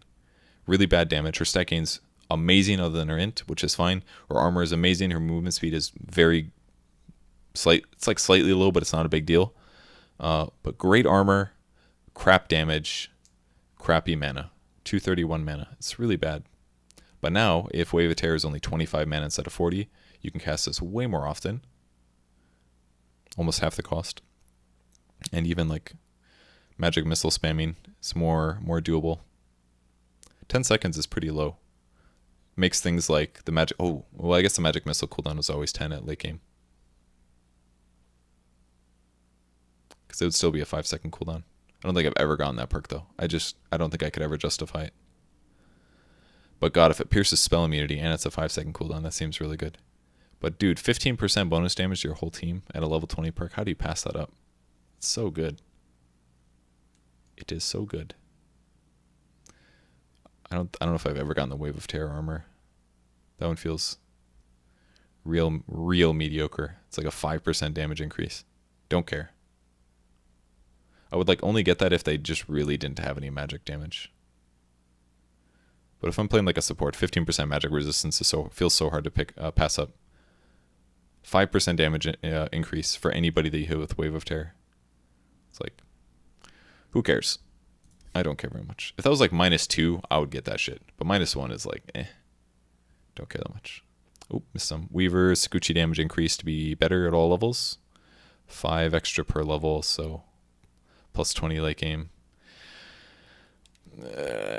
Good for you. Winter Wyvern, Splinter Blast. Basically, you can Sakuchi to the creep wave twice, and they will all die. Now is the benefit that this is, but I don't care. I guess you could farm better without needing a farm item. Without needing like a Maelstrom or something. Winter Wyvern, Splinter Blast slow increased by 5%. And the mana cost is better at early game, which is nice. Winter Wyvern actually has a huge mana pool, so this is like kind of, it's definitely a huge advantage for laning. Makes his laning better, basically early game stuff. Wraith King Mortal Strike no longer has a chance to kill creeps. No, the build is gone. Thank God. I hated that shit so bad. No longer has a chance to kill creeps, and now gains skeleton charges for every 2 enemy units you kill. Mortal Strike skeleton count rescaled, so that means you can't have as many skeletons early game. The Mortal Strike Skeleton's bounty reduced to 5 and 5, thank God. And the mana cost is reduced early on. So, okay, I'm into this. The awful Crystallis build is gone. I mean, the skill is still the same basically against enemy heroes. The only difference is you need to put a lot more skill points in to get more skeletons. But basically 2 points is the same as 1. In terms of amount, and the amount of gold and experience you're getting is just like nothing in comparison. And there's that perk as well with the amount of 2x skeleton spawned at 20. That one's far better now, because before, like, if you send like 15 skeletons down a lane and somebody has like 1 nuke, that's like a Midas right there. That's like feeding your opponents. Now it's like 50 gold. Who cares? A third of the gold and a third of the experience. So much better.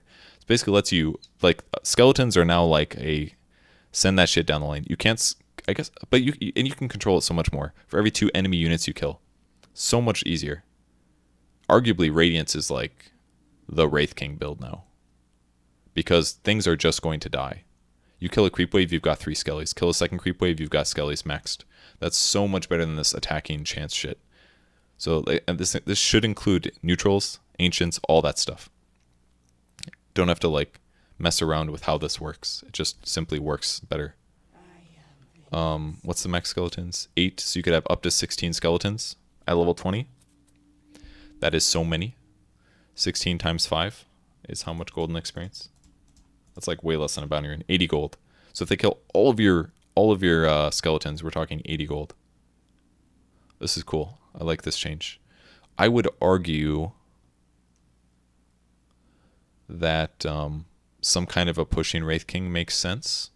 You still have to kill creeps, but I mean, I'm going to use skeletons so much more. Partially because I would always forget, but also because they're way better now. I like this change. Very cool. Much more control in Wraith King. Push towers, blah, blah, blah.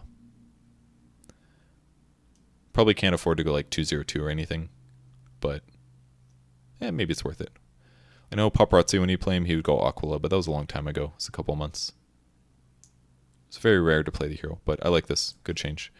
Zeus base damage increased by 5. Strength gain reduced by 0.3. The arc lightning damage is reduced at level 1, but it's the same later. So that's your nuke, your jumping nuke. I think this is partially because it was a little bit too good as a support. With that said, by 2 points, you're basically the same. And by level 3, you actually deal more. Lightning bolt cast range scales now. This is actually really nice. And the bolt damage is increased a little bit to 125. So basically, they made arc lightning worse for lane and zoning and harass and all that stuff, but bolt is just frankly better. I love that the range increases. This means that you're less reliant on having to buy an Aether Lens, because 700, if you're playing Zeus and you're casting spells at 700 range, they're almost always going to initiate on you at the same time, or be about the same timing for initiation. So the fact that the scales up means that you don't necessarily have to get either an Aether Lens or his cast range perk at 25, which is cool. I probably would still get it, and now it's arguably even better, because now the cast range is 850 plus another 200. So you're talking about 1,000 range bolts. What else changed? Was the damage early was better, but is it the same late? Same late, so just a little bit better early on. The damage difference, 25 here, is 15 of that is taken. So basically they also made arc lightning worse to make lightning bolt better, but I think that's fine, because this ability was a little bit too strong as a support. You could kind of just like walk with somebody and keep casting arc lightning until they died. The strength gain is kind of significant. 10 levels, we're talking about 3 strength, right? Yeah. So it's kind of a lot. But base damage increase of 5, I think, makes up for it. Means that Zeus can last hit. This is also making up for his lower arc lightning. What is his base damage now? It's like insane, actually. 53 to 61. That's like 56 damage or something. 57 damage. So if you get a null talisman, you're at like 64 or something crazy like that. Huge damage. But less strength. It's probably fine. He's like far tankier than somebody like Sniper, it feels like. Sniper is like vulnerable. Zeus has never gotten that treatment. And he also got the movement speed nerf. Keep that in mind at 15. It used to be 40, I believe. I actually really like that perk, but nobody ever got the static field damage one. But who knows? Maybe it's worth it over 30. 30 movement speed is still pretty good, though. Well, all right. That's the end of the patch. Apparently I'm in offline mode. Does that mean Steam Coordinator is down? Oh, thanks for the bits. Let's watch them fall in the cup, if the cup will load.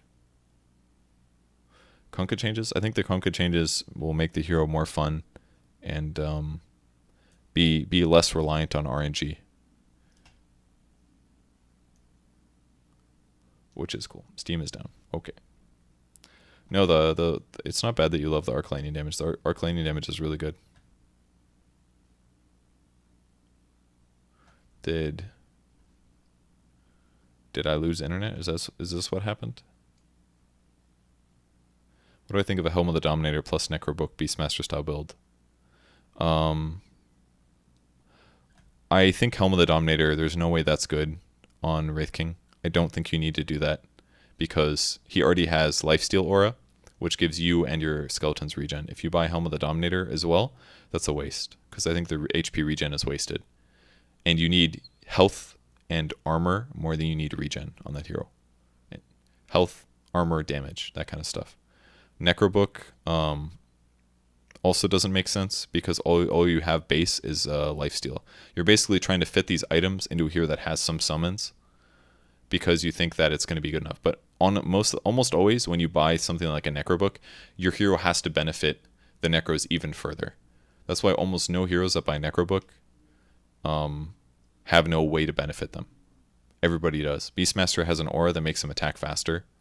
Lycan, his passive increases the damage they deal. He can howl to make them have more health and damage. He can use his ultimate to make them have a chance to crit. That's why those people buy Necro 3. You can't buy it on Wraith King. If you want to make your skeletons better, you just buy an Assault Cuirass, period. Or you get a Shadow Blade, that way you can blink you can invis initiate, or you get a blink so you can blink initiate. Or you buy a Bloodthorn, that way your skellies crit, which would also work. If the game coordinator is not down, I will play one game. But I do not know if it is going to work, to be honest. Is the board Zeus a thing? Not really. It hasn't been in a long time. Skywrath Mage is by far the more common of the two. Yeah, the Clinks change is actually pretty good. I've tried him a couple times late game and actually really like the duration increase. I played one game where I got the Syrian Arrows multi-shot, and it actually felt super good for wave pushing. I could kill waves so fast. But against enemy heroes, it felt a little bit weak to me. But the +4 strafe duration against enemy heroes is really good. It's really good. Especially now that it's a permanent dodge. Like 7.5 seconds of 260 attack speed while dodging all projectiles. That's amazing. We're talking about Atos. We're talking about Dragonite Stun, actually. Dragonite Stun. Dodged every time. So, Clinks is situationally... I swear to God, he is not bad. He's not a bad hero. He just sucks at level 1, but you've got Syrian Arrows. You can't deny well. That's the biggest issue, I guess.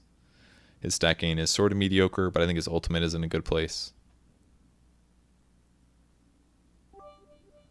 Doesn't stop stuff like Sven's. I don't remember. Is Alchemist coming back? Yeah, you could dodge Morph Shotgun. Those are projectiles. You don't get hit by the hammer, but the AoE still hits you. Is that how it works? I would have assumed. I guess that kind of makes sense. I mean, it's okay. There's still a lot of things that you're protected against. Is Steam down? or Steam status. It appears that Steam is dead right now. Steam is down for routine maintenance every Tuesday. We're fucked.